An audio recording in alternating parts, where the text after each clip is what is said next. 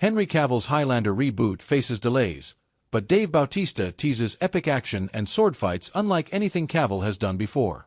Welcome to Stats In. If you're just joining us, please subscribe and don't forget to turn on notifications bell for more video. Please like, share and subscribe for more. Now let's look at what else Bautista said about the project, and whether Cavill's leading role will outperform his previous movies in terms of physicality, fight scenes, and action. Henry Cavill's highly anticipated Highlander reboot will be delayed because the actor was injured during pre-production, via The Hollywood Reporter.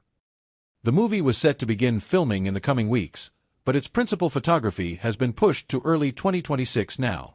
Chad Stahelski, best known for the John Wick franchise, will helm the feature, and Dave Bautista is set to play the Kurgan.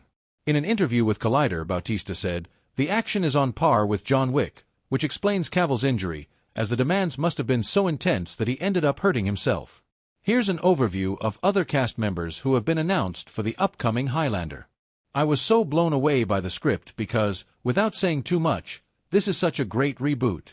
We're still paying tribute and giving a nod to the original, but making it new and fresh and exciting, and also just universe building. It's just so much bigger than the original."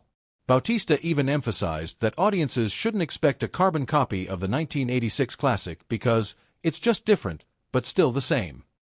The WWE star also claimed that it is an updated, high-speed version of the Highlander. So, given his enthusiasm, the production delay feels less like a setback and more like a chance for everyone to regroup and deliver something truly epic. MCU star Dave Bautista's passion for the Highlander reboot is impossible to ignore. While speaking to Collider, he revealed that Kurgan was a dream role for over a decade. Bautista admitted that his journey to landing the part was long, and now, he couldn't stop showering it with praise.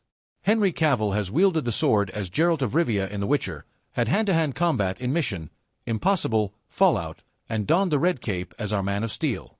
So, he's certainly built a reputation as one of the industry's most physically agile performers.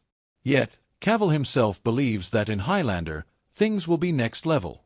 During the 2024 CinemaCon, via THR, he said, "If you think you've seen me do sword work before, you haven't seen anything yet." He wasn't bragging here, but highlighting months of preparation and hard work. Moreover, Chad Stahelski's involvement changes everything, because after his work in John Wick, we know that Cavill won't just be swinging swords around, but embodying the philosophy of a true swordsman and combatant.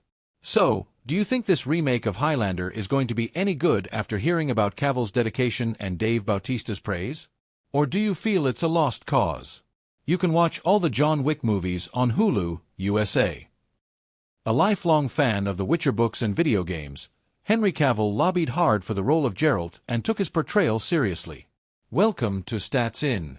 If you're just joining us, please subscribe and don't forget to turn on notifications bell for more video.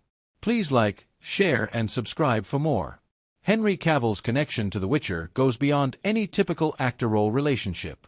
Long before the show debuted, he was entrenched in the world of Geralt through the video games and Andrzej Sapkowski's novels. Cavill's commitment to authenticity was evident. Hours of sword training and physical preparation turned him into a real-life Witcher, and he refused to settle for anything less than the truest representation of Geralt. Cavill told Vulture, "Henry Cavill's exit from The Witcher left a void felt across the fanbase." But a resurfaced interview sheds light on exactly why the actor stepped away from the role he cherished. The actor embodied Geralt of Rivia for 3 intense seasons before announcing his departure. And while he hasn't laid out every detail behind his decision, his candid remarks give us plenty to chew on. A die-hard fan of the Witcher universe, from the books by Andrzej Sapkowski to the beloved video games, Cavill was more than just an actor taking on a role. He was a guardian of lore. His dedication ran deep. Yet, this passion came with friction.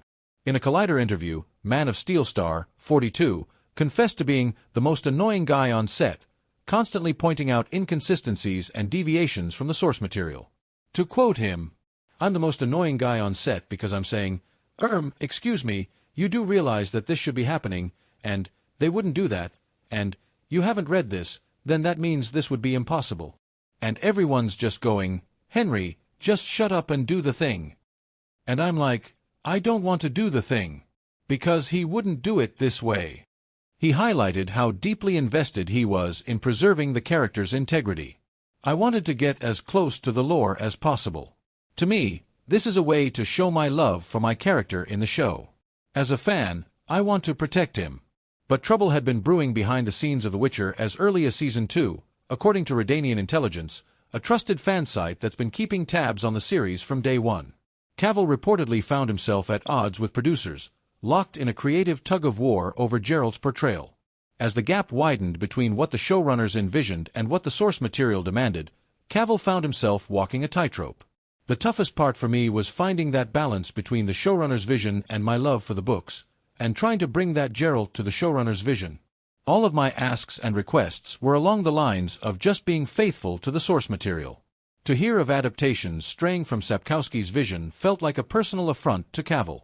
That kind of zeal, while admirable, made him the most annoying guy on set, but also the actor most committed to honoring Geralt's essence. I spent all the free time when I wasn't on set with a sword in my hand, getting used to the weight. I had 3 swords where I lived, 4 at work. It was practice, practice, practice.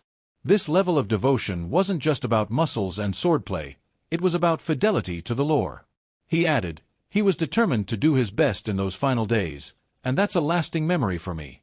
Can the show maintain the delicate balance between creative storytelling and the fierce devotion to the source material that Cavill championed?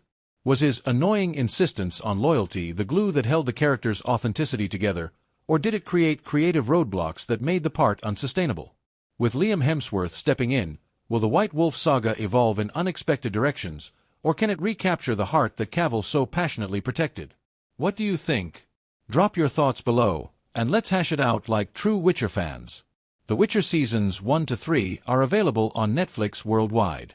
The Witcher returns for Season 4 on Netflix October 30th, with Liam Hemsworth as Geralt of Rivia. Leaving The Witcher wasn't simply a career move for Henry Cavill. His co-star Joey Beatty remembers Cavill's final day on set vividly, describing how, despite feeling unwell, Cavill threw himself into his last fight scene with a ferocity only Geralt himself could muster, via Dexerto. I was there on Henry's last day and watched him power his way through a fight scene. I think he had a cold at the time actually.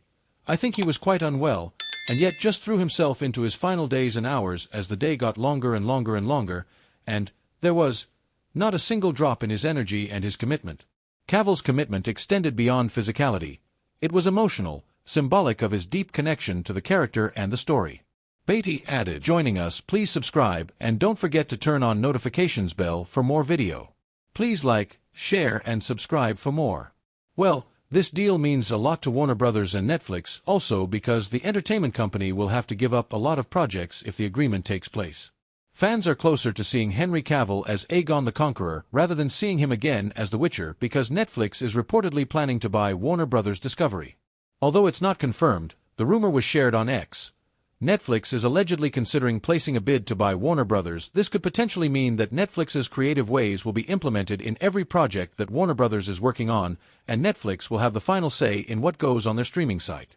Speaking of streaming, Warner Brothers will have to give up HBO Max and other streaming platforms if the deal between Netflix and the